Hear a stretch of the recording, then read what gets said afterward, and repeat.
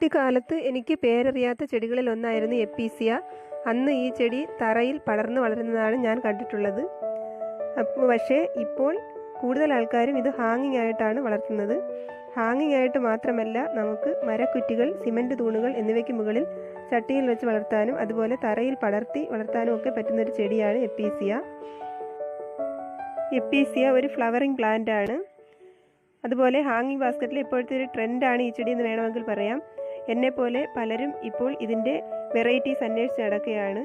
ഏത് നഴ്സറിയിൽ പോയാലും ഇതിൻ്റെ പുതിയ വെറൈറ്റി കണ്ടാൽ അപ്പോൾ തന്നെ വാങ്ങും. 10ഓളം സ്പീഷീസുകളിലായി ധാരാളം വെറൈറ്റീസ് ഉണ്ട്. എപ്പീസിയ വെറൈറ്റി മാത്രം വളർത്തിയാൽ തന്നെ നമ്മുടെ ഉദ്യാനം വളരെ മനോഹരമാക്കാൻ നമുക്ക് സാധിക്കും.